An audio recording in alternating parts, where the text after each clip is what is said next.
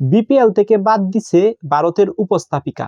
এখন কেন বাদ দিচ্ছে আপনারা জানেন তো? মুস্তাফিজুর রহমানকে কিন্তু কলকাতা নাইট রাইডার্স থেকে বাদ দেওয়া হয়েছে এবং এটার কারণেই হয়তো ভারতের একজন উপস্থাপকা বিপিএল থেকে বাদ দেওয়া হয়েছে। তো চলুন আমরা দেখি এই প্রতিবেদনে কি বলা আছে। এখানে বলা আছে বিপিএল থেকে বাদ ভারতের উপস্থাপিকা।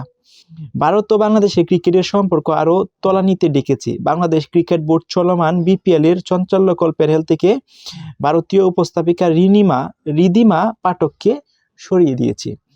আইপিএল থেকে মুস্তাফিজকে বাদ দেওয়ার পর দুই দেশের মধ্যে কূটনৈতিক ও ক্রিকেটীয় সম্পর্কে দ্রুত অবনতি ঘটছে। সো সেটা আপনারা জানেন, আইপিএল থেকে মুস্তাফিজুরকে বয়কট করতেছে ইন্ডিয়া এবং ওই দেশের মানুষেরা যদি মুস্তাফিজুর কলকাতা নাইট রাইডার্সে যায় খেলাধুলা করে বা খেলে ওই দলে, তাহলে ওই দেশের স্টেডিয়ামে হামলা করারও আরো নানান হুমকি দিছে এবং এক পর্যায়ে ভারতীয় ক্রিকেট বোর্ড মুস্তাফিজুরকে কলকাতা নাইট রাইডার্স থেকে বাদ দেওয়া হয়েছে এবং সেটার জেরে বাংলাদেশকে অপমান করা হয়েছে এবং বাংলাদেশেও সেটার প্রতিক্রিয়া জানাইছে যে আইপিএল এর কোনো ম্যাচ বাংলাদেশের সম্প্রচার হবে না। ইভেন বিশ্বকাপের যে ম্যাচগুলো আছে ইন্ডিয়াতে, সেগুলো যা এখানে খেলবে না। সো আলটিমেটলি এইসব বিষয়ের মধ্যে এখন আবার এই নতুন একটা নিউজ এখানে চলে আসছে। এখানে বলা হয়েছে ভারতীয় ক্রিকেট সম্প্রচারে বেশ পরিচিত মুখ রিদিমা, পাকিস্তানের জয়নব আব্বাসের সঙ্গে তিনিও এবার বিপিএল এ ছিলেন পরিচিত মুখ।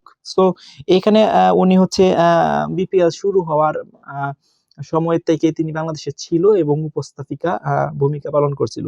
বিসিআই ও বিসিবির মধ্যে এই টানাপোড়ার মধ্যে বিভিন্ন সংবাদের জানিয়েছেন রিদিমা বিপিএল থেকে বাদ পড়েছে, তবে নিজের বিষয়টি নিয়ে কথা বলছেন তিনি। তার কথা, টুর্নামেন্টের সঞ্চালক প্যানেল থেকে সরে দাঁড়ানোর সিদ্ধান্ত ছিল একান্ত তার নিজের।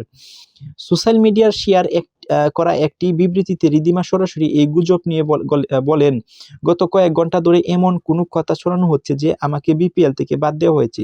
এটি সত্য নয়, আমি ব্যক্তিগতভাবে নিজে সরে দাঁড়ানোর সিদ্ধান্ত নিয়েছি। সো অনেকেই বলতেছে যে না, আসলে রিদিমাকে বিপিএল এর যে উপস্থাপিকা আছে সেখান থেকে বাদ দেওয়া হয়েছে, কিন্তু ওনার যে সোশ্যাল মিডিয়া যে সামাজিক যোগাযোগ মাধ্যম ফেসবুকে উনি জানাইছে যে না, ওনাকে কেউ বাদ দেয় না, উনি নিজ থেকেই এই বিপিএল থেকে সরে দাঁড়িয়েছে। তো আসল সত্যটা এটা যেহেতু উনি বিবৃতি দিচ্ছে, এটাও হতে পারে, আবার এরকমও হতে পারে বিপিএল থেকে যেহেতু ওনাকে বাদ দেওয়া হয়েছে এবং বাংলাদেশের সাথে সম্পর্কটা এখন বেশি ভালো না, একটা অপমানের বিষয় থাকে, সেদিক থেকে চিন্তা করে হলেও উনি বলতেই পারে সেটা সে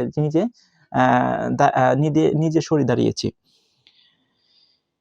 আমি এবং যে কোনো নির্দিষ্ট অ্যাসিস্ট্যান্টের চেয়ে ক্রিকেট খেলাকে অনেক বেশি মূল্যায়ন করি। আমি বছরের পর বছর ধরে সততা, সম্মান এবং প্যাশনের সঙ্গে এই খেলার সেবা করার সুযোগ পেয়েছি।